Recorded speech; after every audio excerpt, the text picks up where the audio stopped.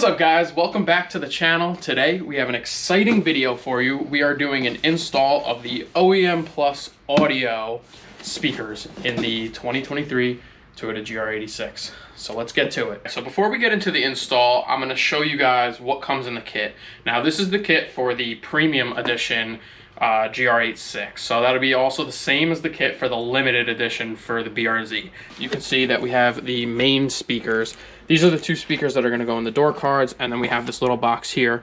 If we take a look at what's inside here, it is the tweeters. So you might not get these if you have a base model. And then we have one more box underneath, and that is going to be for the speakers that are up in the dash. So here you go. We have some nice medium-sized speakers here, and everything should be plug and play. Like the name states, it is OEM Plus audio, so it should fit just like it is OEM, but be a little more of an upgrade from OEM. All right, so you're just gonna need a few tools. We're gonna start off with the door card removal to change out these main speakers right here. Really all you're gonna need is a plastic trim removal tool and then a Phillips head screwdriver. You wanna use a plastic trim removal tool because you don't wanna scratch the car. So let's just work this in there, pop the cover off. Oh, there we go. Try not to have it launch out at you like I just did. It pops off really fast. Now the next cover we have to take off is right behind the door handle. So you're just gonna pull the door handle up and get inside here and try to pop this cover off with your plastic trim removal tool. And there you go. But lastly, you just have to remove the door light right here. There we go. Okay, pop that out and just undo the clip. And then kind of tuck the clip up there because we don't want it to snag and break. Once you have those three things removed, all you're gonna do is basically pop the clips that are in here. So you wanna just kind of do a combination of your fingers and then probably the pry tool. There we go. Work your way around. There's gonna be a bunch of clips around the whole perimeter of the door card. There we go. And now once you make sure that they're all popped, you basically just want to lift the door card up. Okay, it lifts up like that, and we're just going to pull it aside a little bit. You can actually see all of those clips that we just popped. So take a look right here. You have clips that go around the perimeter of the door. Thankfully it's a pretty new car and nothing has broken. Sometimes when you do this on older cars or older models, these can break off the door card and then you get a lot of rattling. So thank God none of these have broken. But basically what you want to do is just give yourself some space. So you can easily just unplug right here and that'll free up some space so you can move the door card out of the way. You can also choose to unclip the door handle here. Really easy. You just pull it out like that and then go like that and it just pops out. And same thing for this one. Just pay attention to where it goes so you can put it back. So the black one goes on the bottom and the white one goes on the top. So this one, just pop out like that and you are free. You can set the door card aside. Make sure you place it somewhere it's not going to get damaged, of course. So if you take a look here, we have the main door card speaker. This is the one we're going to be replacing with one of these from OEM Plus Audio. That must have fallen. Oh, right here. Pay attention, there's these little rubber, I guess like O-rings, and they just create a nice seal with the door, helps with rattles. So one of them fell off right here. So just pay attention to that when you go to reinstall the door card. I'll just set it aside here for now. To remove this speaker, all you gotta do is unclip the harness. So, just like that. And then take out the 3 Phillips screws. Once you get the screws out, you're gonna wanna just kinda pull on the speaker. It seems like it's got a nice seal in there, and just remove it. So let's grab one of these. Wow. Already, I can notice a significant difference in the weight. I'm not gonna weigh these. I don't have a good scale to weigh these for you, but you can tell a big difference between the weight in these two. I mean, this is like, the stock OEM speaker has some weight to it, and this thing is like feather light. It's crazy the difference in quality. See, and if you look, there's a little tab here. Make sure you don't push and break that tab off. So you're gonna wanna kind of place it in like this and then push. So be careful not to break those tabs off. I'm sure they are fragile. The last thing to do is to just plug in the speaker.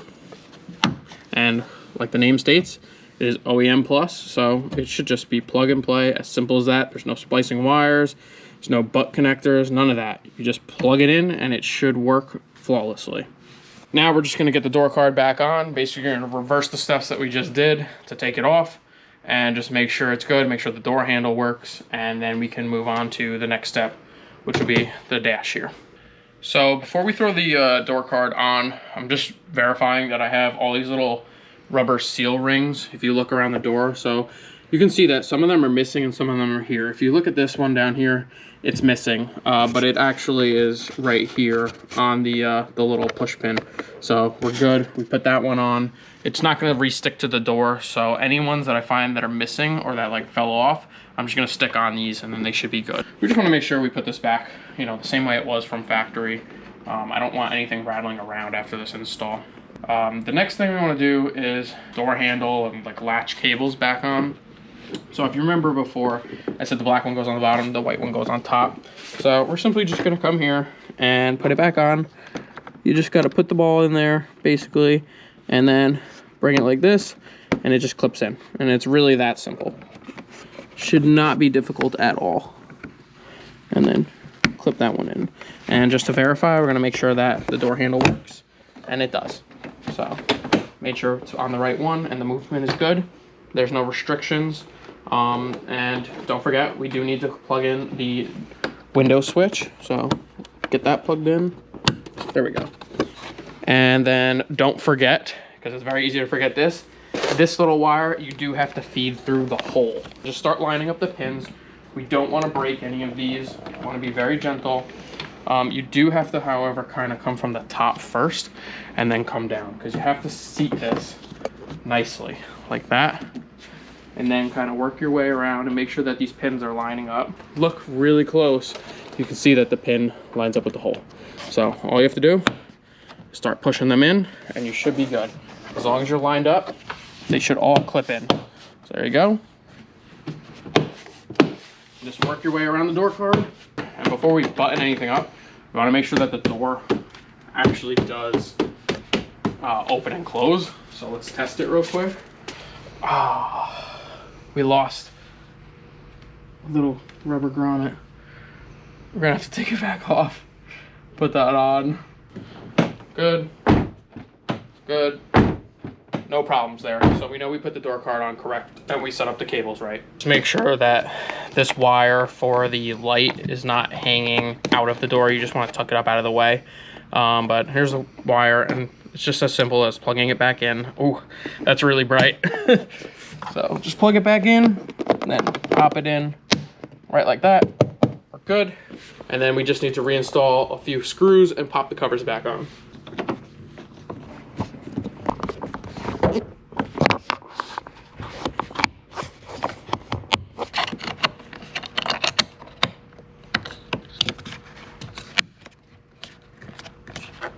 All right, so next you're gonna wanna take one of your plastic pry tools, and we're gonna basically remove the speaker cage that is right here up on the dash. And that is where the two last speakers that we were replacing are. And just work your way around, and it should just pop up. It's just a bunch of clips. Just take a screwdriver, and basically you wanna push this tab right here and try to pull this out.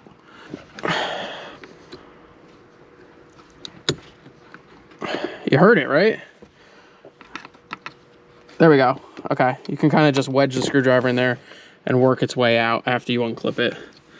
Let's make it. There we go. Okay. So if you take a look here, the clip basically was just on this side of it, and I just had to push the clip in and then kind of get the screwdriver in there to wiggle it out. I don't like pulling on the wires too hard because you don't want to damage them. So sometimes you just got to use the screwdriver. All right, so just kind of play with this tab, and there's two other little tabs here and here, so you just gotta kind of open them up just so you can pull the speaker out, and it should open like that, and it should just pop right out. Basically, if you take a look, you can see, so there's a little tab here, there's a little tab here, there's a little tab here. This tab allows you to pull it back with your finger, but I found that just moving this tab wasn't really enough without using excessive force. So if you just use the pry tool and just kind of pop it in there, it should just pop right out. Just for weight comparison,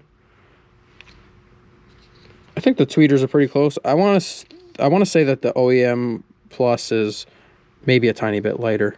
Don't want to damage the seal or anything. There we go. Next, we just have to remove the upper speaker here. So we got my favorite tool, the little baby ratchet, and a 10mm socket on here. So we're just gonna take it and take out these two 10mm bolts. And they are not tight at all.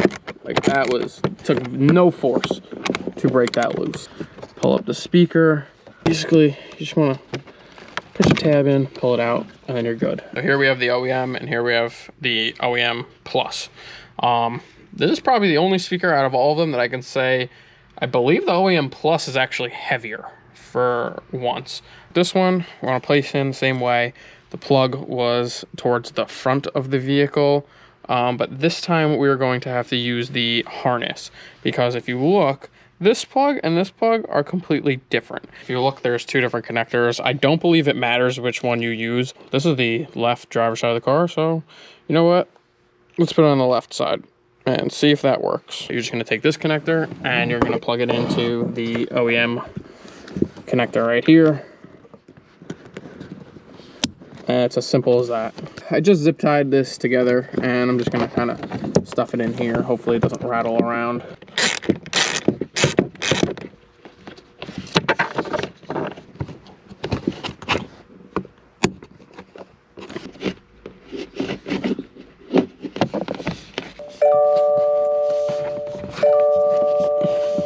All right, guys, so there you have it. That's pretty much the whole install.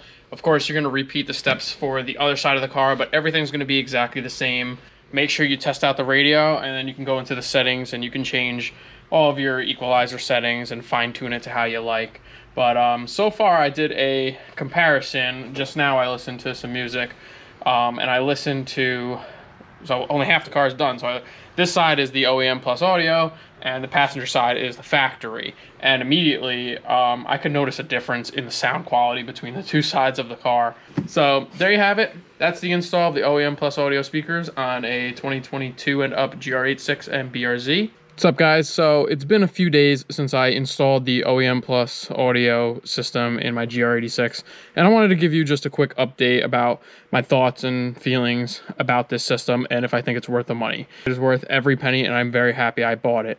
I will say it definitely adds a much more crisp sound to the music. The speakers, you can tell, are a better quality. The only thing I would say it probably lacks in is bass, but that's understandable because they are making a subwoofer eventually. It is not released at the time of recording this video, but right now I just have the speakers, and I'd say they do an excellent job. I can't compare it to any other aftermarket options, but the ease of install was very good. I think the price is really good, and overall I'm very happy with the quality of the sound. So that's my little update. This is how I have it set up: the bass at 2, the mid and the treble at 3. And then I have it set to powerful. So that works for the type of music I mostly listen to, which what I would say is mostly different genres of rock. But I do listen to a mix of everything, and so far everything sounds pretty good with these settings. I would like to get a little more bass. I'm definitely looking forward to their subwoofer whenever it's released, so I will probably make a video on that and update you guys. But overall, I'm very happy and I highly recommend them. Thanks for watching, guys. I'll see you later, and don't forget to like and subscribe. Peace.